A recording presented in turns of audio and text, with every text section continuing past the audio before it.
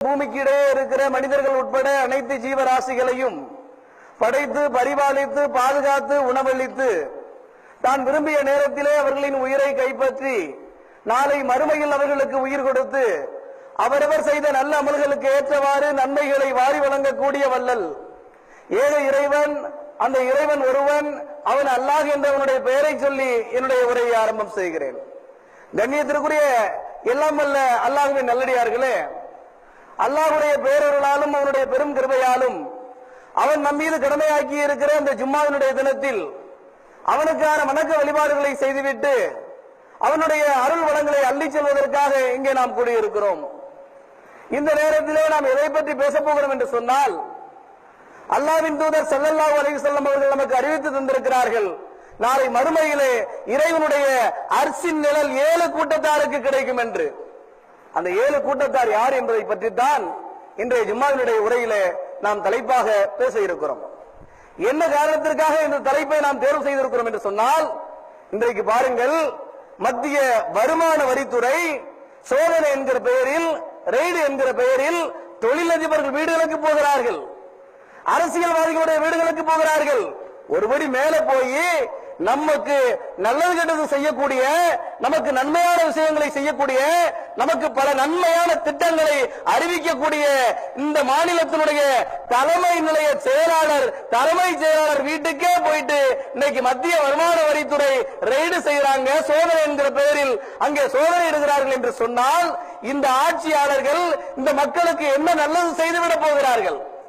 அப்படி சோதனைக்கு போறாங்களே, போயிட்டு இவங்க என்னென்ன அல்றாங்கன்னு தெரியுமா?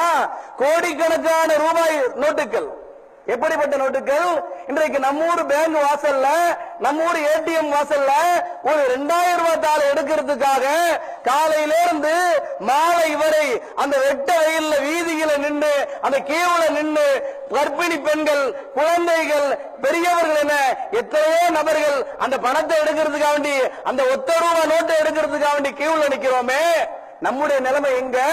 நேரா அச்சடித்த இடத்திலிருந்து நேரா அந்த ஊழல் செய்யக்கூடிய அரசியல்வாதிகள் வீடுகளுக்கும் தொழிலதிபர் வீடுகளுக்கும் இன்றைக்கு புத்தம் புதிய ரூபாய் நோட்டுகள் அப்படியே பார்சலா கொண்டு போய் அங்க போட்டு போயிட்டாங்கன்னு சமூக ஊடகங்கள் இன்னைக்கு செய்தி வந்திருக்கிறது. கண்ணியத்திற்குரிய சகோதர சகோதரிகளை, இந்த செய்தியை நம்ம ஏன் சொல்றோம்னா, இன்றைக்கு அள்ளுகிறார்களே கோடிக்கணக்கான ரூபாய் நோட்டுகள், அள்ளுகிறார்களே தங்க கட்டிகள், அள்ளுகிறார்களே வைரங்கள், வைடூரியங்கள், இந்த பொருளாதாரம் எல்லாம் நம்ம கிட்ட இருக்கிறத நம்ம நினைச்சுக்குவோம். இந்த பொருளாதாரத்தை வச்சு நம்ம என்ன செய்வோம்? இப்படிப்பட்ட கோடிக்கணக்கான ரூபாய்களுக்கு, இப்படிப்பட்ட தங்க கட்டிகளுக்கு, இப்படிப்பட்ட வைர வைடூரிய நகைகளுக்கு நாம உரிமையாளராக இருந்தோம்னு சொன்னா, அந்த பொருளாதாரம் எல்லாம் நம்மிடத்துல இருந்துச்சுன்னு சொன்னா நம்முடைய நிலை என்னவாக இருக்கும்? மிஞ்சி மிஞ்சி போனா அதிராம்பட்டினத்துல மிகப்பெரிய அளவுல ஏக்கர் கணக்கில் நிலத்தை வாங்கி அதுல பல அடுக்கு மாடிகளை கொண்ட ஒரு சொகுசு பங்களாவை கட்டி நம்ம வாழுவோம். அப்புறம் என்னங்க செய்வோம்? விலை உயர்ந்த ஆடி கார்கள், அந்த மெர்சிடிஸ் சொல்றாங்க, இந்த மாதிரி விலை உயர்ந்த கார்களை வாங்கி அதுல சொகுசாக பயணிப்போம். அப்புறம் என்னங்க செய்வோம்? நம்முடைய பிள்ளைகளை சிபிஎஸ்இ அந்த ஸ்கூல்ல சேர்த்து விலை உயர்ந்த அந்த கட்டணங்களை எல்லாம் செலுத்தி பணக்காரர்கள் படிக்கிறார்களே, அந்த பிள்ளைங்களை எல்லாம் படிக்க வைக்கிறாங்களே, அந்த மாதிரி மிகப்பெரிய பள்ளிகள்ல நம்முடைய பிள்ளைகளை சேர்த்து அவர்களுக்கு கல்வியை கொடுப்போம். அப்புறம் என்னங்க செய்வோம்? விலை உயர்ந்த ஆடைகளை அணிவோம், விலை உயர்ந்த ஆவரணங்களை அணிவோம். இப்படித்தான் இந்த பொருளாதாரத்தை நாம் செலவு செய்வோம். கண்ணியத்திற்குரிய சகோதரர்களே, இப்படிப்பட்ட பொருளாதாரம் இருந்தால் இந்த உலகத்திலே எதை வேண்டுமானாலும் நீங்க வாங்கலாம். இப்படிப்பட்ட கோடிக்கணக்கான ரூபாய் இருந்தால் இந்த அதிராம்பட்டினத்திலே எப்படிப்பட்ட ஏக்கர் கணக்கான நிலத்தை கூட நீங்க வாங்கலாம். ஆனா கவனத்திலே கொள்ளுங்க, நாளை மறுமையில அரசினுடைய அந்த நிலையை ஒருபோதும் வாங்க முடியாது. எப்படிப்பட்ட பொருளாதாரம் இருந்தாலும் இந்த உலகத்துக்கு தான் அது. இந்த உலகத்துல நீங்க என்னென்ன நினைக்கிறீங்களோ அதையெல்லாம் வாங்கலாம். ஆனா இந்த பொருளாதாரத்தை வச்சு நாளை மறுமையில அரசினுடைய அந்த நிழலை வாங்கவே இயலாது. எதை கொண்டு வாங்கலாம் என்று சொன்னால், இறை தூதர் ஸல்லல்லாஹு அலைஹி வஸல்லம் அவர்கள் சொல்லித் தருகிறார்கள், 7 தன்மை 7 கூட்டத்தாருக்கு இந்த அரிசினுடைய நிழலை அல்லாஹ் தருகிறான். இந்த அரிசினுடைய நிழலுக்கு அப்படி என்ன மகத்துவம்? இன்றைக்கு எங்கே இருக்கிற சூரியனுடைய வெப்பத்தை நம்மளால தாங்க முடியுதா? டீயை கொஞ்சம் சூடா கொடுத்துட்டாங்கன்னா நம்ம வீட்டுல அப்படியே கை காலம் உதறுது. இந்த வெப்பத்தை கூட நம்மளால தாங்க முடியலையே. எங்கே இருக்கிற சூரியனுடைய வெப்பத்தை நம்மளால தாங்க முடியலையே. கொடை எடுத்துக்கிட்டு போறோம், தலையில துணியை போட்டு மூடிக்கிட்டு போறோம், தாங்காத வெப்பமா இருக்கிறது இந்த சூரியனுக்கு. ஆனால் நாளை மறுமையில முதல் சூர் ஊதப்படும். அப்ப என்ன நடக்கும்? இந்த வானங்கள் பூமிகள் எல்லாம் தரமட்டமாகி போயிடும். இரண்டாவது சூர் ஊதப்படும். அப்ப முதல் மனிதனும் முதல் இறை தூதருமாகிய ஆதம் அலைஹிஸ்ஸலாத்திலிருந்து அந்த உலகம் அழியுமே, அந்த கியாமத்து நடக்குமே, அப்ப பிறக்கிற அந்த கடைசி குழந்தை வரைக்கும் எல்லாம் இங்க விசாரணைக்காக நிற்போம். அவங்கவுங்க செஞ்ச பாவ புண்ணியத்துக்கு ஏத்த மாதிரி அந்த வெப்பம் தாங்க முடியாம. எப்படிப்பட்ட வெப்பம்? இது மாதிரி சூரியனா? அந்த கியாமத்துக்குன்னு ஸ்பெஷலா ஒரு சூரியனை தயார் செய்து கொண்டு வந்து நம்முடைய தலைக்கு மேல கொண்டு வந்து நிப்பாட்டுவான். ரொம்ப தூரத்துல நிப்பாட்டுவான்னு நினைக்காதீங்க, நம்ம தலைக்கு மேல கொண்டு வந்து நிப்பாட்டுவான். அந்த வெப்பத்தினுடைய அந்த தாக்கம், அந்த கொடுமை தாங்க இயலாம அவரவர் செய்த பாவ புண்ணியத்துக்கு ஏத்த மாதிரி அந்த வியர்வையில நம்ம நினைஞ்சுக்கிட்டு இருக்கும் போது, அந்த வேர்வையில நின்னுகிட்டு இருக்கும் போது அல்லாஹ் யாருக்கு நாடுறானோ அப்படிப்பட்ட மக்களுக்கு தன்னுடைய அரிசி நிழலை கொடுப்பான். அப்படிப்பட்ட நிழல்ல யாரெல்லாம் இருக்கிறாங்களோ அவங்க கவலைப்படவும் மாட்டாங்க, துக்கப்படவும் மாட்டாங்க. அப்படிப்பட்ட அரிசியுடைய நிழலை 7 கூட்டத்தாருக்கு அல்லாஹ் தருகிறான். அப்படிப்பட்ட 7 கூட்டத்தில் ஏதாவது ஒரு கூட்டத்தில் இருக்கிறதுக்காக தான் நம்ம என்ன பண்றோம்? இந்த ஜும்மாவுடைய தலைப்பாக இதை நாம் தேர்வு செய்திருக்கிறோம். இறை தூதர் ஸல்லல்லாஹு அலைஹி வஸல்லம் சொல்கிறார்கள், அந்த 7 கூட்டத்தார் யார் தெரியுமா? முதல் கூட்டத்தார் நீதியை நிலைநாட்டக்கூடிய அரசர், நீதியை நிலைநாட்டக்கூடிய அரசர். இரண்டாவது கூட்டத்தார் இளம் வயதிலேயே வணக்க வழிபாடுகளில் ஊறி திளைத்த இளைஞர். இரண்டாவது கூட்டத்தார் இளம் வயதிலேயே வணக்க வழிபாடுகளில் ஊறி திளைத்த இளைஞர். மூன்றாவது கூட்டத்தார் பள்ளிவாசலோடு நம்முடைய உள்ளத்தை அப்படியே நெருங்கிய தொடர்பில் வைத்திருப்பவர். பள்ளிவாசலோடு நமது உள்ளத்தை நெருங்கிய தொடர்பில் வைத்திருக்கிறாரு, அப்படிப்பட்ட கூட்டத்தார். நான்காவது கூட்டத்தார் யாரு? ஒருவரை அல்லாஹ்வுக்காகவே நேசிப்பார்கள், ஒருவரை அல்லாஹ்வுக்காகவே வெறுப்பார்கள். ஒருவரை அல்லாஹ்வுக்காகவே நேசிப்பார்கள், ஒருவரை அல்லாஹ்வுக்காகவே வெறுப்பார்கள். அப்படிப்பட்ட கூட்டத்தாருக்கு நாளை மறுமையிலே அல்லாஹ் தன்னுடைய அரிசி நிழலை தருகிறான். அடுத்து 5வது கூட்டத்தார் யாரு? அழகு, பாரம்பரியம், செல்வம், இது எல்லாத்திலையும் டாப்ல இருக்கக்கூடிய ஒரு பெண்மணி தன்னை விபச்சாரத்துக்கு அழைக்கிறாள். அப்ப அந்த இளைஞர் என்ன பண்றாரு? அப்ப அந்த அடியார் என்ன பண்றாரு? அல்லாஹ்வை பயந்து கொண்டு அதை புறக்கணிக்கிறார். நான் அல்லாஹ்வை எஞ்சிக் கொள்கிறேன், என்னை விட்டுவிடு என்று அப்படிப்பட்ட பெண் விபச்சாரத்துக்கு அழைத்தும் கூட அந்த பெண்ணிடத்திலிருந்து விலகிக் கொள்கிறானே, அப்படிப்பட்ட அடியானுக்கு நாளை மறுமையிலே அல்லாஹ் தன்னுடைய அரிசி நிழலை தருகிறான். அடுத்து யாருக்குங்க? இவர் வலதுகை கொடுக்கக்கூடிய தர்மத்தை இவருடைய இடதுகையே தெரியாதான். இவர் வலதுகை தர்மத்தை கொடுக்கிறார் பாருங்க, வலதுகையில அந்த தர்மத்தை இவருடைய இடதுகையே தெரியாதவாறு கொடுக்கக்கூடிய அப்படிப்பட்ட தர்ம சிந்தனை உள்ளவர்கள், அப்படிப்பட்ட தர்மத்தை செய்யக்கூடிய நபர்களுக்கு நாளை மறுமையிலே அல்லாஹ் தன்னுடைய அரிசி நிழலை தருகிறான். அடுத்தது யாருங்க? தனிமையில இருந்து கொண்டு அல்லாஹ்வை பயந்து அழுகக்கூடிய கண்களை உடையவர்கள். தனிமையில் இருந்து கொண்டு அல்லாஹ்வுடைய அச்சத்தால் அழுகின்றார்களே, அப்படிப்பட்ட தன்மை உள்ளவர்களுக்கு நாளை மறுமையிலே அல்லாஹ் தன்னுடைய அரிசி நிழலை தருகிறான். பின்னாடி வர்றவங்களுக்கு கொஞ்சம் வழிவிட்டு, முன்னாடி வர்றவங்க கொஞ்சம் முன்னாடி சஃபுக்கு வாங்க. கண்ணியத்திற்குரிய எல்லாம் வல்ல அல்லாஹ்வின் நல்லடியார்களே, இப்படிப்பட்ட 7 கூட்டத்தாருக்கு நாளை மறுமையிலே அல்லாஹ் தன்னுடைய அரிசி நிழலை தருகிறான். அதுல முதல் கூட்டத்தார் யாருங்க? நீதியை நிலைநாட்டக்கூடிய அரசர். நீதியை நிலைநாட்டக்கூடிய அரசருக்கு அல்லாஹ் தன்னுடைய அரிசி நிழலை தருகிறான். இன்றைக்கு எடுத்துக்கொள்ளுங்கள், நம்முடைய இந்திய நாட்டை எடுத்துக்கொள்ளுங்கள். இந்த நாட்டிலே நீதியினுடைய தன்மை எப்படி இருக்கிறது? உயர்ந்தவனுக்கு ஒரு நீதி, தாழ்ந்தவனுக்கு ஒரு நீதி, ஏழைக்கு ஒரு நீதி, பணக்காரனுக்கு ஒரு நீதி, ஆட்சியாளனுக்கு ஒரு நீதி, குடிமக்களுக்கு ஒரு நீதி, சாதிக்கு ஒரு நீதியாக இருக்கிறது. இன்றைக்கு இந்த இந்திய நாட்டிலே இருக்கின்ற நீதி இருக்கிறது. இந்த நீதி அனைத்தும் ஆட்சியாளர்களுடைய, அரசியல்வாதிகளுடைய சட்டை பையில் இருக்கிறது. நடந்த சம்பவங்களை எல்லாம் நீங்க பார்த்திருப்பீங்க, மீடியா சமூக ஊடகங்கள்ல பார்த்திருப்பீங்க. இன்றைக்கு ஒரு நீதிபதி ஒரு குற்றத்தை குற்றம் என்று அறிவித்து ஒரு தண்டனையை வழங்குகிறான். இன்னொரு நீதிபதி வர்றான், இது குற்றம் இல்லை, இந்த தண்டனை ரத்துங்கிறான். அப்ப இவங்களுடைய இந்த நீதி எப்படி தெரியுமா இருக்கிறது? படிக்காத அந்த பாமர மக்கள் இருக்கிறாங்களே, அவங்க கூட எள்ளி நகையாடக்கூடிய வகையிலே தான் இந்த இந்திய அரசாங்கத்தினுடைய, இந்த ஆட்சியாளர்களுடைய, இந்த நீதித்துறையினுடைய சட்டம் இருக்கிறது. ஆனால் நீதி எப்படி இருக்க வேண்டும்? நீதி செலுத்துவோரை அல்லாஹ் விரும்புகிறான். அல்லாஹ் தன்னுடைய திருமறையை கட்டாயம் எடுக்கிறான். நம்பிக்கை கொண்ட மக்களுக்கு நீங்கள் நீதியை நிலைநாட்டுங்கள் என்று. அப்ப அல்லாஹ்வுடைய பொருத்தத்தை பெற வேண்டும் என்றால், அல்லாஹ்வுடைய கருணையை பெற வேண்டும் என்றால், அல்லாஹ்வுடைய இரக்கத்தை பெற வேண்டும் என்றால் நாம நீதியை நிலைநாட்ட வேண்டும். நீதியை நிலைநாட்டுமாறு நமக்கு அல்லாஹ் கட்டளையிட்டு இருக்கிறான். இன்றைக்கு பாருங்க, நம்முடைய சகோதரர்கள்ட்ட ஒரு சின்ன ஒரு சண்டை வம்பு இருக்கும், சின்ன ஒரு கருத்து மோதல் இருக்கும். நம்ம என்ன செய்வோம், இவர் வேண்டியவரு, இவர் சொல்றதுதான் சரி அப்படிம்போம்.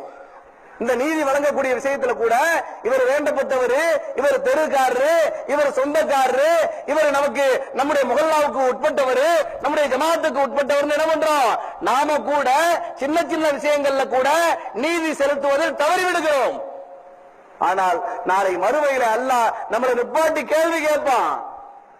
நீ உன்னுடைய சுகதுக்கத்துக்காக, உன்னுடைய உலக ஆதாயத்துக்காக நீ நீதி செலுத்துவதற்கு தவறிவிட்டாயே அடியானே அப்படின்னு நாளை மறுமையில அல்லாஹ் நம்மள சட்டையை பிடிச்சு கேள்வி கேட்பான். அப்ப என்ன செய்யணும், எந்த சூழ்நிலையிலும் நீதி நிலைநாட்ட வேண்டும். அல்லாஹ் தொழுகைக்கு ஒரு விதமான நன்மையை தருகிறான், நோன்புக்கு ஒரு விதமான நன்மையை தருகிறான், ஜக்காத்துக்கு ஒரு விதமான நன்மையை தருகிறான், ஹஜ்ஜுக்கு ஒரு விதமான நன்மையை தருகிறான். இந்த அமல்களுக்கெல்லாம் ஒரு விதமான நன்மையை கொடுக்கக்கூடிய அல்லாஹ் தன்னுடைய அரிசி நிலை யாருக்கு தருகிறான், நீதி நிலைநாட்டக்கூடியவர்களுக்கு தருகிறான். அப்ப நம்முடைய குடும்பத்திலிருந்து, நம்முடைய இல்லத்திலிருந்து, நம்முடைய சொந்த பந்தத்திலிருந்து, நம்முடைய ஜமாத்து கட்டமைப்பிலிருந்து நீதி நிலைநாட்டுவதில் ஒருபோதும் காம்ப்ரமைஸே கூடாது.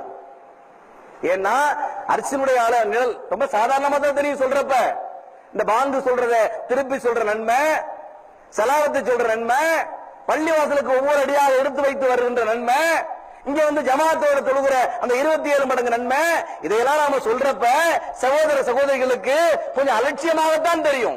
நீ அலட்சியப்படுத்துறீன்னு சொல்ல வரல, சர்வ சாதாரணமாகத்தான் தெரியும். அன்பிற்கினே சகோதர சகோதரிகளை, நாளை மறுமையில இந்த நன்மைகள் எல்லாம் மலை போல குமிந்து கிடக்கும். இதை வந்து சர்வ சாதாரணமா நினைக்க வேண்டாம். அல்லாஹ்வுடைய அரிசி நிழலை பெற்று தருகிற இந்த நீதியை நிலைநாட்டக்கூடிய அம்சத்துல அதிகம் நீங்கள் ஆர்வம் காட்ட வேண்டும். இறைத்தூதர் ஸல்லல்லாஹு அலைஹி வஸல்லம் அவர்கள் எல்லாவற்றையும் குறித்து எச்சரித்தார்கள். அதே நேரத்தில் இந்த நீதியை நிலைநாட்டக்கூடிய அம்சத்தை குறித்தும் ஏராளமான இடங்களில் எச்சரித்திருக்கிறார்கள். எதை இந்த மக்களுக்கு எடுத்து சொன்னார்களோ அதன்படி வாழ்ந்து காட்டிய ரசூல் அல்லவா. நீதியை நிலைநாட்ட சொல்லி அல்லாஹ் கட்டளையிட்டு இருக்கிறான் இந்த உம்மத்துக்கு. அதை எடுத்து சொன்ன இறைத்தூதர் ஸல்லல்லாஹு அலைஹி வஸல்லம் அவர்கள் எந்தெந்த தருணங்களில், எப்படிப்பட்ட காலகட்டங்களில் இந்த நீதி நிலைநாட்டினார்கள் தெரியுமா? ஒரு சம்பவம் பாருங்க. இறைத்தூதர் ஸல்லல்லாஹு அலைஹி வஸல்லம் அவருடைய காலத்துல மக்சூமி அப்படின்னு சொல்லப்படுகிற ஒரு குலத்தை சேர்ந்த ஒரு பெண்மணி திருடிடுறாங்க. அவங்களுடைய பேர் பாத்திமா, ரசூலுல்லாஹ்வோட மகள் கிடையாது. மக்சூமின்னு சொல்லப்படுகிற ஒரு குலத்தை சேர்ந்த பாத்திமா என்கிற ஒரு பெண்மணி திருடிடுறாங்க. இந்த திருட்டு குற்றம் பற்றிய பஞ்சாயத்து அல்லாஹ்வின் தூதரிடத்தில் வரப்போகுது. அதுக்கு முன்னாடியே அந்த குலத்தை சேர்ந்தவர்கள் என்ன செய்யறாங்க, இந்த பெண்மணி திருடிட்டா அப்படின்னு கன்ஃபார்ம் ஆகி போயிருச்சுன்னா அந்த பெண்மணிக்கு மட்டுமல்ல நம்முடைய குலத்துக்கே அது இழிவு, நம்முடைய பரம்பரைக்கே அது இழிவு அப்படின்னு என்ன பண்றாங்க, அல்லாஹ்வின் தூதர் இடத்துல காம்ப்ரமைஸுக்கு ஏற்பாடு பண்றாங்க. ஒருவரை தூது விடலாம்னு நினைக்கிறாங்க, அதே மாதிரி தூதும் விடுறாங்க. என்ன நடந்தது, அல்லாஹ்வின் தூதர் ஸல்லல்லாஹு அலைஹி வஸல்லம் சொல்றாங்க, என்னிடத்துல திருட்டு குற்றத்துக்காக காம்ப்ரமைஸுக்கு வரீங்களா, குறித்து வைத்துக் கொள்ளுங்கள், அல்லாஹ் நீதி நிலைநாட்ட சொல்லி கட்டளையிட்டு இருக்கிறான். என்னுடைய மகள் பாத்திமா நாயகி, என்னுடைய ஈரக்குலை பாத்திமா திருடினாலும் அவருடைய கையையும் வெட்டுவேன் என்று அந்த இடத்தில் கூட நீதியை நிலைநாட்டிய இறைத்தூதர் ஸல்லல்லாஹு அலைஹி வஸல்லம் அவர்களை முன்மாதிரியாக கொண்ட சமூகம் நாம என்ன பண்ணணும், நீதி நிலைநாட்டுவதற்கு ஒருபோதும் தவறிவிடக் கூடாது. இந்த அம்சத்தை நம்முடைய வீட்டில இருந்தே ஆரம்பிக்கணும். 2 பிள்ளைகளா, ஒரு பிள்ளைக்கு எப்படி ட்ரெஸ்ஸோ அதே மாதிரி இன்னொரு பிள்ளைக்கும், ஒரு பிள்ளைய எப்படி பாக்குறீங்களோ அதே மாதிரி இன்னொரு பிள்ளைய, ஒரு அண்ணனை எப்படி பாக்குறீங்களோ அதே மாதிரி இன்னொரு அண்ணனை, ஒரு அக்காவை எப்படி பாக்குறீங்களோ அதே மாதிரி இன்னொரு அக்காவை. ஏற்ற இறக்கம் கூடாது, ஏற்ற இறக்கம் ஒருபோதும் கூடாது. இந்த நீதியை நிலைநாட்டுறது ரொம்ப கடினமான கஷ்டங்க. இந்த நீதி நிலைநாட்டு அம்சம் இருக்குது, அது ரொம்ப சிரமமான ஒரு அம்சம் தான்.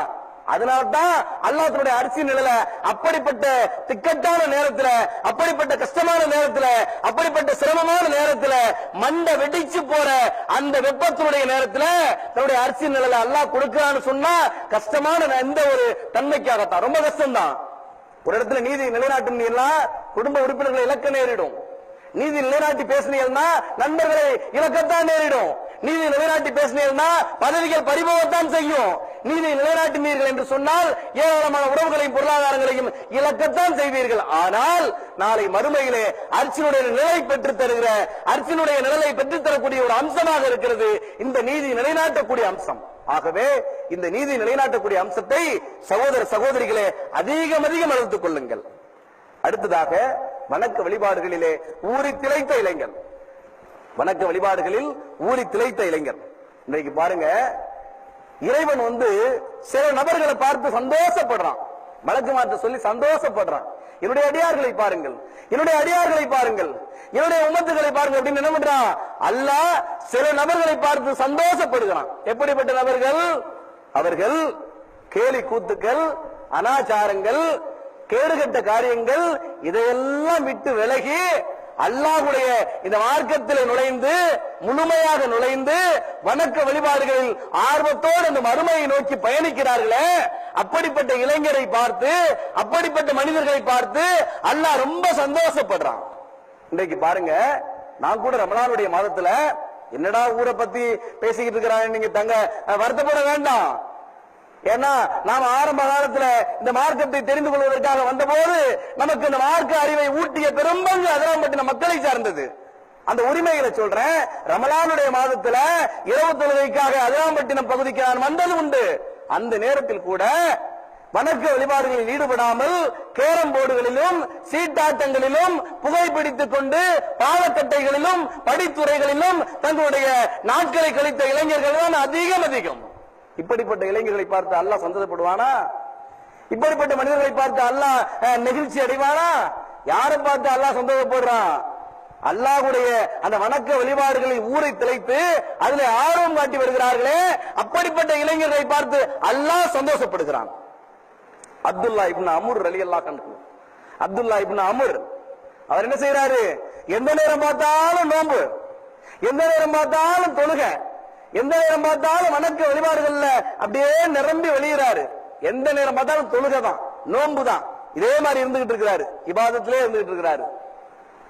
அவருடைய அத்தா அப்துல்லா இப்னு அம்ருடைய அத்தா என்ன பண்றாரு? ரசூலுல்லாஹ் கிட்ட கம்ப்ளைண்ட் பண்றாரு. யார் ரசூலுல்லாஹ், என்னுடைய மகன் எந்த நேரம் பார்த்தாலும் வணக்க வழிபாட்டிலே இருக்காரு, எந்த நேரம் பார்த்தாலும் நோம்புன்னு இருக்கிறாரு, எந்த நேரம் பார்த்தாலும் தொழுதுகிட்டே இருக்கிறாரு. அவருக்கு இப்பதான் கல்யாணம் ஆனிச்சு புதுசா. நான் போய் மனைவி இடத்துல விசாரிச்சா நிலைமை வேற மாதிரி இருக்கு. யார ரசூலுல்லாஹ் ஏதாவது செய்யுங்க. தன்னுடைய மகனை பற்றி அல்லாஹ்வின் தூதரிடத்துல கம்ப்ளைண்ட் பண்றாரு. அல்லாஹ்வின் தூதர் ஸல்லல்லாஹு அலைஹி வஸல்லம் அவர்களை அழைத்தார்.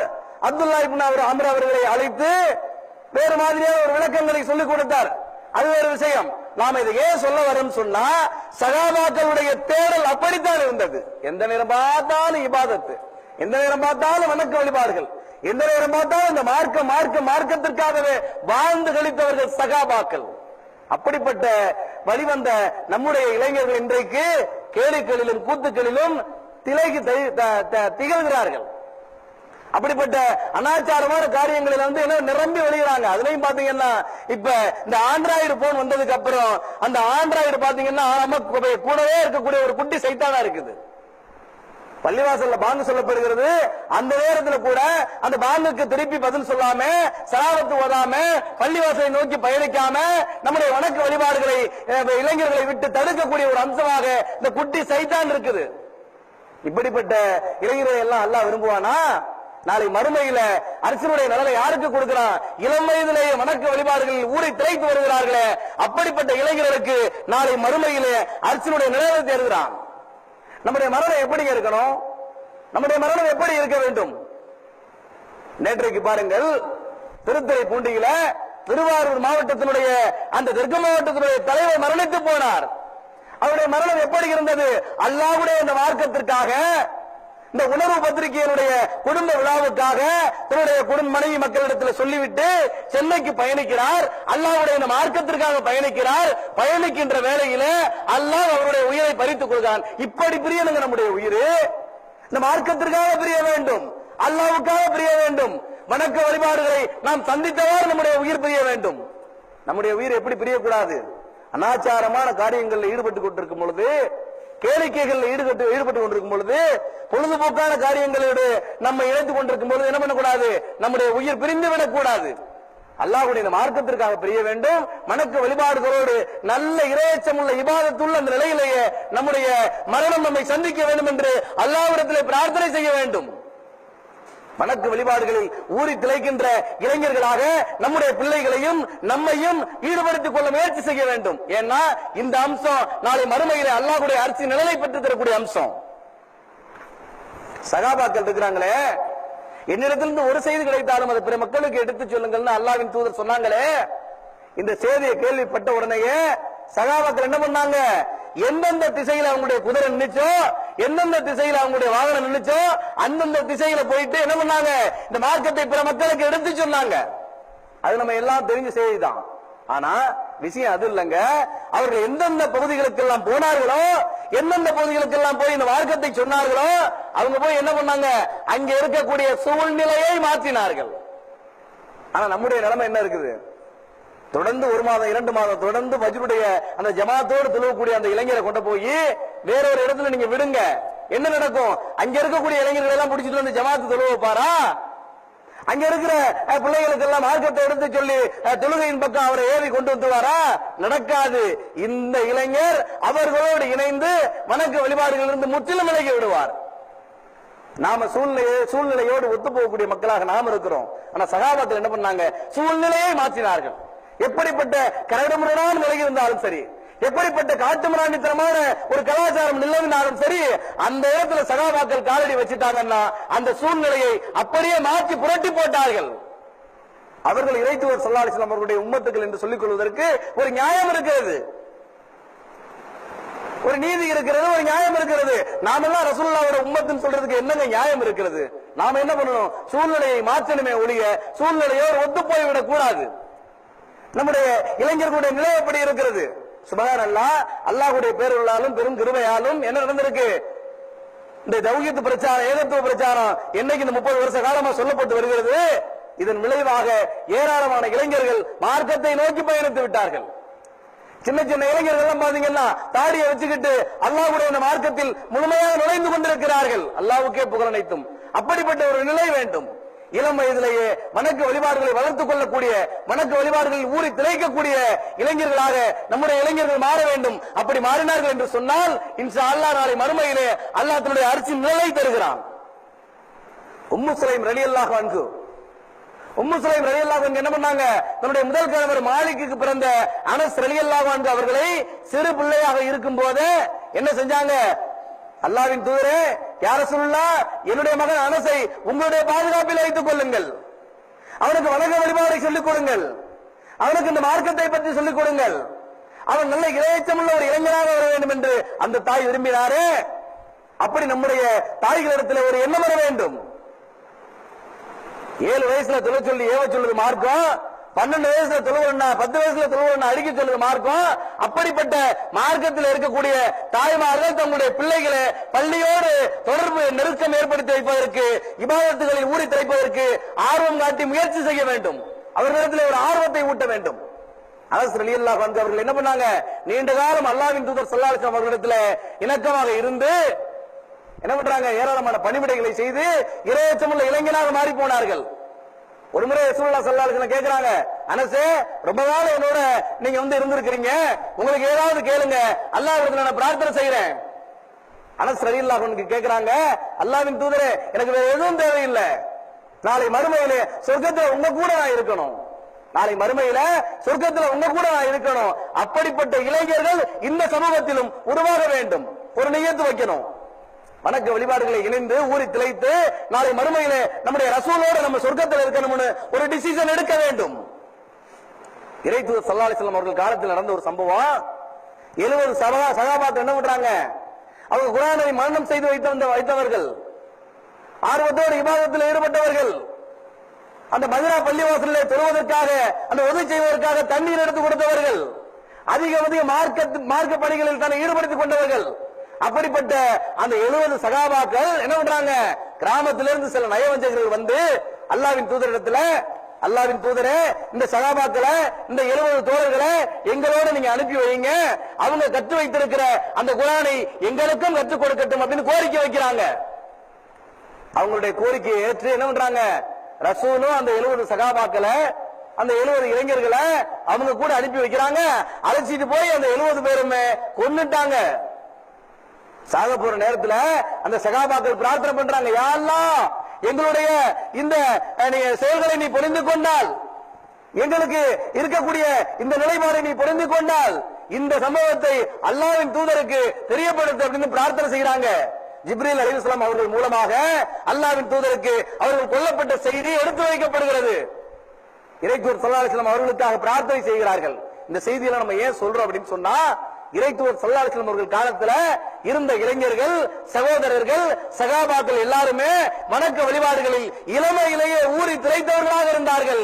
இதன் காரணமாக நாளை மறுமையிலே அரிசினுடைய நிழலில் அவர்கள் இருப்பார்கள் இன்ஷா அல்லாஹ். அப்படிப்பட்ட தன்மையை நாமும் வளர்த்துக் கொள்ள வேண்டும்.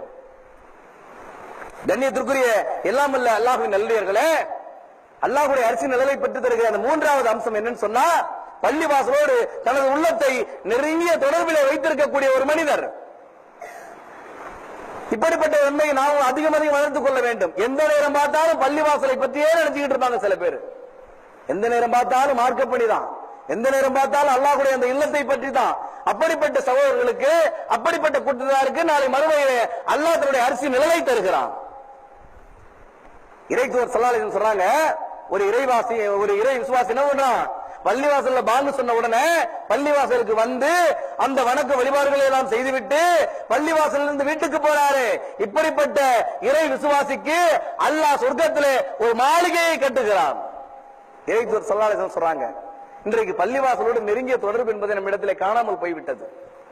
இன்றைக்கு ஜும்மாவுடைய தினத்தில் இத்தனை நபர்கள் குமிந்திருக்கிறோமே, யாராவது வெளிநாடுகளில் இருந்து இறக்குமதி ஆகணும், எல்லாமே அதிராமத்தில் உள்ளவங்க தானே. ஆனா மற்ற வக்துகளுக்கு எல்லாம் ஃபஜ்ர், லோகர், மகரிப், அஸ்ர், இசாவுக்கெல்லாம் ஆட்களே காணுமே. என்ன காரணம்னு சொன்னா, ஏதாவது ஒரு காரணம் சொல்லிவிட்டு நம்ம ஜமாத்தோடு தொழுவதற்கு நம்ம வர்றது கிடையாது. பள்ளிவாசலோடு நெருங்கிய தொடர்பிலே இருக்க வேண்டும். தொடர்பிலே இருந்தால் நாளை மறுமையிலே அப்படிப்பட்ட ஒரு அபாயகரமான நேரத்திலே அல்லாஹ் தன்னுடைய அரிசி நிழலை தருகிறான். ஃபஜ்ருடைய தொழுகை எடுத்துக்கங்க. ஃபஜ்ருடைய தொழுகை எவர் ஒருவர் தொழுகிறாரோ ஜமாத்தோட, அவர் பாத்தீங்கன்னா அன்னைக்கு 27 மடங்கு நன்மை அடைகிறார். அது மட்டுமல்ல, அன்றைக்கு முழுவதும் அல்லாஹ்வுடைய பாதுகாப்பு வளையத்துக்குள் வந்து விடுகிறார். இன்றைக்கு ஃபஜ்ருடைய தொழுகையை எத்தனை பேர் நம்ம ஜமாத்தோட தொழுகிறோம்? அதே மாதிரி பாத்தீங்கன்னா இசாவுடைய தொழுகை, ஃபஜ்ருடைய தொழுகையும் இசாவுடைய தொழுகையும் யார் ஒருவர் ஜமாத்தோடு தொழுகிறாரோ அவர் இரவு முழுவதும் நின்று வணங்கிய நன்மை அடைவார். இன்றைக்கு இசாவுடைய தொழுகையை வந்து ஜமாத்தோட தொழுகிறீங்க, பாதி இரவு நின்று வணங்கிய நன்மை. ஃபஜ்ருடைய தொழுகையை ஜமாத்தோட தொழுகிறீங்க, மீதி பாதி நின்று வணங்கிய நன்மை. அப்ப ஃபஜ்ருடைய தொழுகையும் இசாவுடைய தொழுகையும் ஜமாத்தோட நீங்க சேர்ந்து தொழுதீங்கன்னா நீங்க இரவு முழுவதும் நின்று வணங்கிய நன்மை கிடைக்கும். நம்மளால 10 நிமிஷம் தொழுகையை நிறைவேற்ற முடியுதா? 5 தொழுகிறோமேங்க, ஒரு தொழுகைக்கு 10 நிமிஷம். அந்த 10 நிமிஷம் தொழுகை நமக்கு பொறுமை இருக்குதா? சைத்தான் எவ்வளவு உள்ளத்துல போடுறோம், என்னென்ன குடும்ப பணிகள் நம்ம அழைக்கிறது. இந்த உலக விருப்பங்களுக்காக நம்ம என்ன பண்றோம், சீக்கிரமா தொழுகையை முடிச்சு நம்ம போறோமேங்க, 10 நிமிஷம் கூட நம்ம இடத்துல பொறுமை இருக்க மாட்டேங்குது. ஆனா ஃபஜ்ருடைய தொழுகையும் இசாவுடைய தொழுகையும் ஒருவர் ஜமாத்தோடு நின்று தொழுதால் இரவு முழுவதும் நின்று வணங்கிய நன்மை. இதுக்கு அப்புறமும் இந்த ஜமாத்தை நாம் தவற விட்டோம்னா நம்ம விட நஷ்டவாடி யாருங்க? அப்ப பள்ளிவாசலோடு நெருங்கிய தொடர்பை ஏற்படுத்தக்கூடிய ஒரு பண்பை நாம் அதிகம் வளர்த்துக் கொள்ள வேண்டும். சொர்க்கத்திற்கு நெருக்கமான இபாதத்தின் எதை சொல்றாங்க அல்லாஹ்வின் தூதர்? சொர்க்கத்திற்கு நெருக்கமான இபாதத்தின் அல்லாஹ்வின் தூதர் சொல்லக்கூடிய அம்சம் இந்த தொழுகை. அப்ப இந்த தொழுகையை பள்ளிவாசலிலே ஜமாத்தோடு அதிகம் நிறைவேற்றக்கூடிய ஒரு பண்பையும் ஒரு பழக்கத்தையும் நாம் ஏற்படுத்திக் கொள்ள வேண்டும். ஜமாத்தோடு தொழுதா 27 மடங்கு நன்மை இருக்கிறது. அதையும் முன்பின் சுன்னத்தான தொழுகையை 12 ரக்காத் யார் ஒருவர் தொழுகிறாரோ அவருக்கு அல்லாஹ் ஒரு மாளிகையை கட்டி தரான். இப்படிப்பட்ட அழகான நன்மைகளை பெற்றுத் தரக்கூடிய அம்சம் இந்த பள்ளிவாசலில் தொழுவதில் இருக்கிறது. அப்ப பள்ளிவாசலோடு நெருங்கிய தொடர்பை, அந்த தோழமையை வளர்த்துக் கொள்வதற்கு நாம் அதிகம் முயற்சி செய்ய வேண்டும். அடுத்ததாக அல்லாஹ்வின் தூதர் ஸல்லல்லாஹு அலைஹி வஸல்லம் சொல்றாங்க, அரிசினுடைய நெல்லை பெற்றுத் தரக்கூடிய 4வது அம்சம் என்ன தெரியுமா? அவர்கள் அல்லாஹ்வுக்காக நேசிப்பார்கள், அல்லாஹ்வுக்காக வெறுப்பார்கள். அல்லாஹ்வுக்காக நேசிப்பார்கள், அல்லாஹ்வுக்காக வெறுப்பார்கள். இப்படிப்பட்ட தன்மை யாரிடத்தில் இருக்கிறதோ அவர்களும் நாளை மறுமையிலே அரிசியின் நிழலில் இருப்பார்கள். அல்லாஹ் தன்னுடைய திருமறையிலே சொல்லுகிறான், நன்மையிலும் இறையச்சத்திலும் ஒருவருக்கு ஒருவர் உதவி கொள்ளுங்கள், பாவத்திலும் வரம்பு மீறலிலும் ஒருவருக்கு ஒருவர் விலகிக் கொள்ளுங்கள் என்று. அப்ப நன்மையான காரியத்தில் அல்லாஹ்வுக்காக நேசிக்க வேண்டும், இணைந்து கொள்ள வேண்டும். தீமையான காரியத்தில் அல்லாஹ்வுக்காக வெறுத்து ஒதுக்க வேண்டும். இன்றைக்கு பாருங்க, அதிராம்பட்டினம் போன்ற பகுதிகளில் திருமணங்கள், ஏராளமான திருமணங்கள் நடைபெறுகிறது. நபி வழி திருமணம் என்று பெயருக்கு சொல்வார்கள். ஆனால் முழுக்க முழுக்க நபி ஸல்லல்லாஹு அலைஹி வஸல்லம் அவர்கள் காட்டித்தராத வழிமுறைகளே பின்பற்றுவார்கள். பெண்ணுக்கு மகர் கொடுத்து திருமணம் செய்ய வேண்டிய மார்க்கத்தில் இருந்து கொண்டு பெண்ணிடத்தில் வரதட்சணை என்கிற பெயரில் வாங்கி குவிப்பார்கள். அப்படிப்பட்ட அல்லாஹ்வின் தூதர் ஸல்லல்லாஹு அலைஹி வஸல்லம் அவர்களை, அவர்களுடைய வழிமுறைகளை புறக்கணித்து நடக்கின்ற அந்த திருமணங்களுக்கு நமக்கு அழைப்பு வரும். நம்ம என்ன செய்யறோம்? அதெல்லாம் ஒதுக்கி வச்சுட்டு தப்பா நினைச்சுக்குவாரு, உறவுக்காரரு, நண்பரு, முகதாட்சின் அப்படின்னு நம்ம என்ன பண்றோம்? அப்படிப்பட்ட திருமணங்களிலும் அப்படிப்பட்ட விருந்துகளிலும் நாம் பங்கேற்கிறோம். அப்படி பங்கேற்றால் அல்லாஹ்வுக்காக வெறுக்க சொல்லி இருக்கிறானே, அல்லாஹ்வுக்காக சிலரை வெறுக்கக்கூடிய, சில வகை நிகழ்ச்சிகளை வெறுக்கக்கூடிய மக்களுக்கு அல்லாஹ் தன்னுடைய அரிசி நிழலை தருகிறானே. இந்த ஹதீஸ் தெரிஞ்சதுக்கு அப்புறமும் இப்படிப்பட்ட திருமணங்களிலும் இப்படிப்பட்ட விருந்துகளிலும் நாம் பங்கேற்றால் நாளை மறுமையிலே அல்லாஹ்வுடைய அரிசி நிழல் நமக்கு கிடைக்குமா? நம்ம என்ன பண்றோம்? அவர் தப்பா நினைச்சுக்குவாரு, அவன் சொந்தம் விட்டு போயிரும், அந்த பந்தம் விட்டு போயிரும், அந்த பழக்கம் விட்டு போயிரும். என்ன பண்றோம்? நபி வழியை புறக்கணித்து நடைபெறுகின்ற திருமணங்களிலும் விருந்துகளிலும் நாம் பங்கெடுத்துக் கொண்டிருக்கிறோமே பயம் இல்லாம. நாளைக்கு மறுமையில தலைக்கு மேல ஸ்பெஷலா ஒரு சூரியனை கொண்டு வந்து தலைக்கு மேல நுப்பாட்டி அதனுடைய வெப்பம் வந்து மண்டையை புழக்கிற மாதிரி இருக்குமே, அந்த நேரத்தில் அரிசினுடைய நிழலை பெற்று தரக்கூடிய ஒரு அம்சமாக அல்லாஹ்வுக்காக நேசிப்பார்கள், அல்லாஹ்வுக்காக இருப்பார்கள்னு ரசூலுல்லாஹ் சொல்லி கொடுத்திருக்கிறாங்களே. அல்லாஹ்வுக்காக இப்படிப்பட்ட திருமணத்தை புறக்கணிப்போம், அல்லாஹ்வுக்காக இப்படிப்பட்ட விருந்தை புறக்கணிப்போம். நாம முடிவெடுக்கணுமா வேண்டாமா? காலம் சுருங்கி கொண்டிருக்கிறது. சகோதர சகோதரிகளே, கொஞ்சம் விழிப்போடு இருந்து இப்படிப்பட்ட நபி வழிக்கு புறம்பாக நடக்கக்கூடிய அத்தனை அம்சங்களையும் தவிர்த்து விடுங்கள். இது அல்லாஹ்வுடைய அரிசி நிழலை பெற்றுத் தரக்கூடிய அம்சம். அது மட்டும் இல்லங்க, அல்லாஹ்வுக்காக ஒருவரை நேசிக்கணும். ஒருத்தரை நேசிப்பாங்க, எதுக்காக? இவரை நேசித்தால், இவரோட பழக்கம் வைத்துக் கொண்டால், இவரோட நட்பு வைத்துக் கொண்டால் இவர் என்ன பண்ணுவாரு? ஏதாவது ஏங்கள் தாங்கள் உதவி செய்வாரு, இவர் ஏதாவது நமக்கு ஒரு பிரச்சனை வந்து வைப்பாரு அப்படின்னு உலக ஆதாயத்தை எல்லாம் வச்சு இல்ல.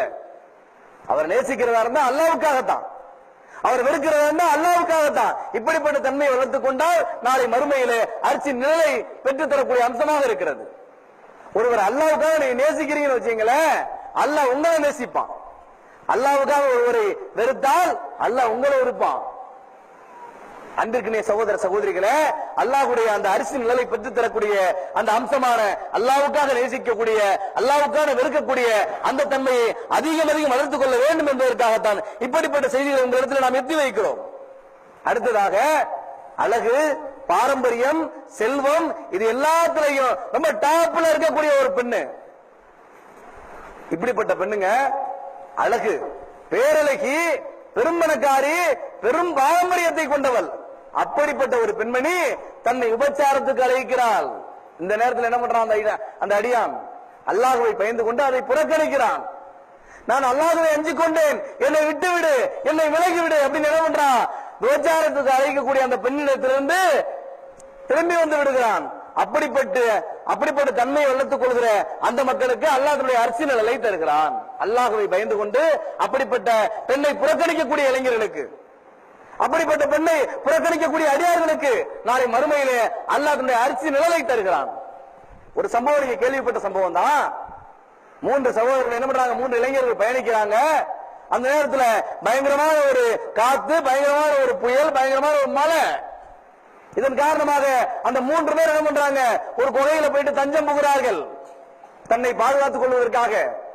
அந்த குகையில போய் இருந்த உடனே மேலே இருந்து ஒரு பாறாங்கல் உருண்டு வந்து அந்த குகையினுடைய வாயிலை அடைத்து விடுகிறது. உடனே 3 பேர் மசூரா பண்றாங்க, 3 பேரும் கூடி பேசுறாங்க. நாம அல்லாஹ்வுடைய பொருத்தத்துக்காக ஏதாவது காரியம் செஞ்சிருப்போமே, அதையெல்லாம் சொல்லி அல்லாஹ்விடத்துல உதவி கேட்போம், அல்லாஹ்விடத்துல என்ன பண்ணுவோம்? அதையெல்லாம் சொல்லி உதவி கேட்போம் அப்படின்னு ஆளாளுக்கு அல்லாஹ்வுக்காக செஞ்ச அம்சங்களை சொல்லி பிரார்த்தனை செய்யறாங்க. அதுல ஒரு சகோதரர் பிரார்த்தனை செய்யறாரு, யா அல்லாஹ், என்னுடைய சின்னத்தா மகவருத்தி ரொம்ப அழகா இருப்பா, அவன் மேல எனக்கு ரொம்ப நாளா ஒரு கண்ணு, அவளை எப்படியாச்சும் அடைஞ்சிடணும் அப்படின்னு நினைச்சுக்கிட்டு இருந்தேன், ஆனா பிடி கொடுக்கவே மாட்டேனா. ஆனா அதுக்காக ஒரு சூழல் வந்துச்சு, அவளுக்கு ஒரு பொருளாதார கஷ்டம், என்கிட்ட பொருளாதாரத்தை எதிர்பார்த்து வந்தா, நான் அப்ப என்ன பண்ணேன்? அப்பதான் இந்த செக்க வச்சேன். நீ என்னுடைய ஆசைக்கு இணங்கிவிடு, உனக்கான பொருளாதாரத்தை நான் தருகிறேன்னு சொன்னேன். அவளும் சம்மதிச்சிட்டா. சம்மதிச்சு அவளை நான் நெருங்குகிற நேரத்தில் அல்லாஹ்வின் அடியானே, உரிய உரிமையின்றி தகுந்த அனுமதியின்றி முத்திரையை திறக்காது, என்னை விட்டு விலகிவிடு, அல்லாஹ்வை பயந்து கொண்டு சொன்னா, நான் என்ன பண்ணிட்டேன்? யா அல்லாஹ், உன்னுடைய அச்சம் என்னை தடுத்து விட்டது, உன்னுடைய தண்டனை என்னை தடுத்து விட்டது, உன்னுடைய அச்சத்தால் என்ன பண்ணிட்டேன்? அவளை விட்டு விலகி வந்து விட்டேன். யா அல்லாஹ், இது இந்த உலகத்துக்காக நான் அவளை விட்டு விலகி வரல, உன்னுடைய பொருத்தத்துக்காக, உன்னுடைய இரக்கத்துக்காக, உன்னுடைய கருணைக்காகத்தான் அந்த பெண்மணியை விட்டு நான் விலகி வந்தேன். இந்த அமலை நீ பொருந்துகிட்டியனா, இந்த அமலை நீ ஏத்துக்கிட்டியனா, யா அல்லாஹ், இந்த பாதையை கொஞ்சம் விளக்கு, இந்த பாறாங்கல்ல கொஞ்சம் தள்ளிவிடு பிரார்த்தனை பண்ணாங்க. அதே மாதிரி அல்லாஹ் அவர்களுடைய பிரார்த்தனை ஏற்றுக்கொண்டான். அந்த பாரங்கள்ல விலக்கி விட்டான். அவங்க 3 பேரும் வெளியில வந்துட்டாங்க. சகோதரர்களே, இந்த செய்தியை நம்ம ஏன் சொல்றோம் அப்படின்னு சொன்னா, குலப்பெருமை, பாரம்பரியம், அழகு, செல்வம், இது எல்லாத்திலையும் உயர்வாக இருக்கக்கூடிய ஒரு பெண்மணி தன்னை விபச்சாரத்துக்கு அழைத்தும் கூட அல்லாஹ்வை பயந்து கொண்டு விட்டு விலகி விடுகிறானே, அப்படிப்பட்ட அடியானுக்கு நாளை மறுமையிலே அல்லாஹ் தன்னுடைய அரிசி நிழலை தருகிறான். அப்படிப்பட்ட தன்மையை நாம் வளர்த்துக் கொள்ள வேண்டும். அடுத்ததாக, வலது கை கொடுக்கக்கூடிய தர்மத்தை இடது கைக்கு அறியாதவாறு கொடுக்கக்கூடிய அப்படிப்பட்ட அடியார்களுக்கு நாளை மறுமையிலே அல்லாஹ் தன் அரிசி நிழலை தருகிறான். நேரம் குறைவாக இருக்கிறது, அதன் காரணமாக மிக விரைவாக முடிக்கிறோம். கண்ணியத்துக்குரிய சகோதர சகோதரிகளே, நாளை மறுமையிலே அல்லாஹ்வுடைய அரிசி நிழலை பெற்று தருகிற அந்த அம்சம் என்னங்க? வலது கை கொடுக்கக்கூடிய தர்மத்தை இடது கைக்கு தெரியாதவாறு. இன்னைக்கு நம்முடைய தர்மம் எப்படி இருக்கிறது? நம்மள பெரிய வள்ளல்னு சொல்லணும், நம்மள பெரிய பணக்காரன் சொல்லணும், நம்மள பெரிய பெரிய வள்ளல், அப்படி பெரிய பெரிய புகழ்பெற்ற வள்ளல் அப்படின்னு நம்மள சொல்லணும் அப்படின்னு இந்த உலகத்தில் கிடைக்கக்கூடிய பேருக்காகவும் புகழுக்காகவும் தான் நம்ம தர்மம் செய்யறவங்களாக இருக்கிறோம். ஆனா அல்லாஹ்வுடைய அரிசி நிழலை பெற்று தருகிற அந்த அம்சம் என்னங்க?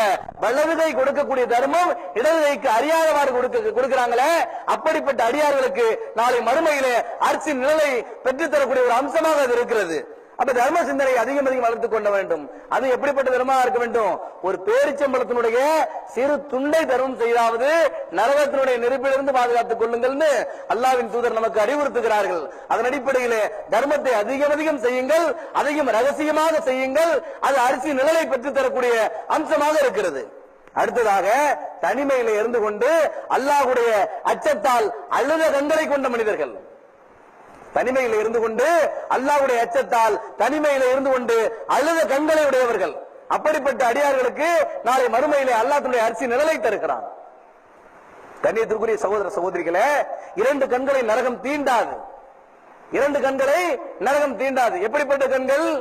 அல்லாஹ்வுடைய பாதுகாப்பு, அல்லாஹ்வுடைய மார்க்கத்திற்காக இந்த மூமின்களை பாதுகாத்த கண்கள் இருக்கிறது. ஒரு காலத்தில் அல்லாஹ்வுடைய மார்க்கத்திற்காக போர்கள் நடந்தது.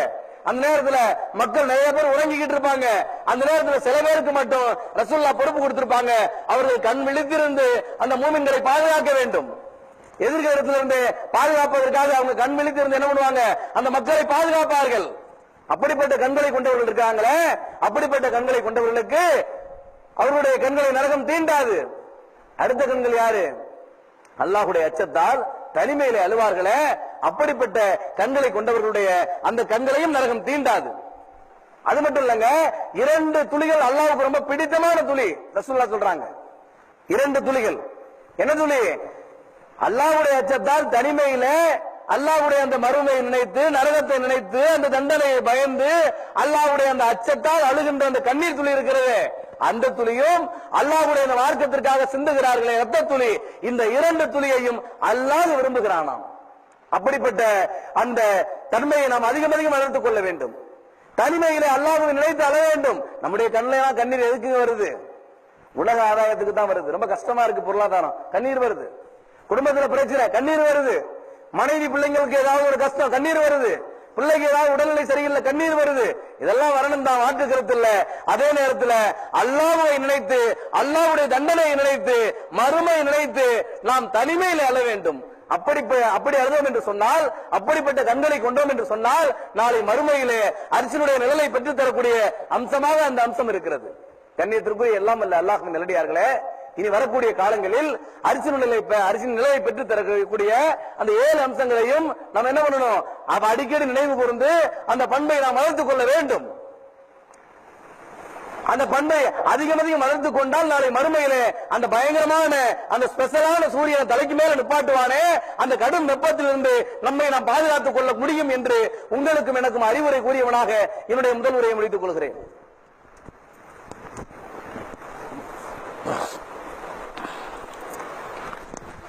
கண்ணியத்திற்குரிய எல்லாம் வல்ல அல்லாஹ்வின் நல்லடியார்களே, நாளை மறுமையிலே அரசினுடைய நிழலை பெற்றுத் தரக்கூடிய அம்சமாக இறைத்தூதர் ஸல்லல்லாஹு அலைஹி வஸல்லம் அவர்கள் 7 கூட்டத்தாருக்கு அந்த அரிசி நிழல் கிடைக்கும் என்று எதை அறிவுறுத்தினார்களோ அதை பற்றி நாம் முதல் உரையிலே நாம் பார்த்தோம். இந்த ஹதீஸை நாம எப்ப படிச்சோமோ, இந்த ஹதீஸை நாம எப்ப தெரிஞ்சுக்கிட்டோமோ, இந்த ஹதீஸ் நம்ம மண்டையில என்னைக்கு உட்கார்ந்துச்சோ அன்னைக்கு நான் எடுத்த முடிவு 7 கூட்டத்துல ஏதாவது ஒரு கூட்டத்துல போயிடணும் அப்படின்னு இல்லைங்க. இந்த 7 கூட்டத்துல ஏதாவது ஒரு சர்டிபிகேட் வாங்கி ஏதாவது ஒரு தன்மையை வளர்த்து கொண்டு இந்த அரசினுடைய நிழல்ல போய் அமர்ந்துடணும் அப்படின்னு இல்லைங்க. என்ன முடிவெடுத்தோம் தெரியுமா? அதை ஏன் உங்கள்கிட்ட சொல்றோம் தெரியுமா? நான் எடுத்த முடிவை இன்ஷா அல்லாஹ் நீங்களும் நியத்தாக வைத்துக் கொள்ள வேண்டும், நீங்களும் இந்த ஜும்மாவுடைய தினத்தில் எடுத்துக்கொள்ள வேண்டும் என்ற டிசிஷன். அதுக்காக வேண்டிதான் உங்கள்கிட்ட சொல்றோம். என்ன முடிவெடுத்தோம் தெரியுமா?